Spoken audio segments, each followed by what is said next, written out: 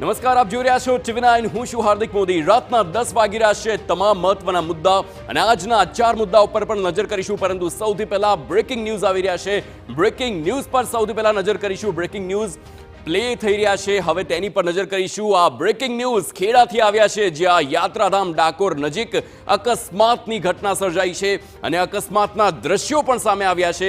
પરંતુ હાલ આ બ્રેકિંગ આપ જોઈ શકો છો. ડાકોરથી દર્શન કરીને પરત ફરતી વખતે અકસ્માત નડ્યો છે, શ્રદ્ધાળુઓને અકસ્માત નડ્યો છે.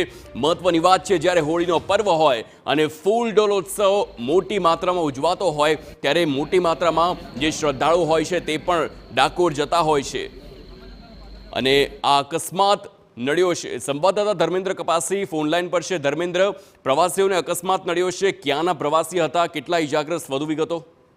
સમગ્ર મામલાની વાત કરવામાં આવે તો મૂળ ઓરિસ્સાના અને હાલમાં સુરતમાં મજૂરી કામ કરતા 48 કરતા વધુ લોકો પાવાગઢ દર્શનાર્થે ગયા હતા. આજે ફાગણી પૂનમનો મેળો હોવાને કારણે પાવાગઢથી તમામ દર્શનાર્થીઓ ડાકોર દર્શન કરવા માટે આવ્યા હતા.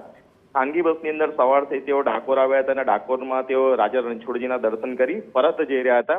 તે સમયે ડાકોર નજીક જે બસ ચાલકે છે તેણે સ્ટીયરિંગ પરથી કાબુ ગુમાવતા બસ નજીક રોડની બાજુમાં આવેલા ખાડામાં ઉતરી ગઈ હતી. બસ પલટી જવાને કારણે 3 થી 4 લોકોને નાની મોટી ઈજાઓ થવા પામી છે. જો કે જે રીતે ઘટના બની હતી, લોકોની સંખ્યા વધારે હોવાને કારણે આરોગ્ય વિભાગ હરકતમાં આવ્યું અને 3 108 એમ્બ્યુલન્સ ઘટના સ્થળે પહોંચી અને જે ઈજાગ્રસ્તો હતા તેમને સારવાર આપવામાં આવી હતી. બીજી તરફ સમગ્ર મામલાની ડાકોર પોલીસને જાણ થતા ડાકોર પોલીસ પણ ઘટના સ્થળે પહોંચી અને કાયદેસરની કાર્યવાહી હાથ ધરી છે. હાર્દિક આભાર ધર્મેન્દ્ર, સમગ્ર માહિતી બદલ.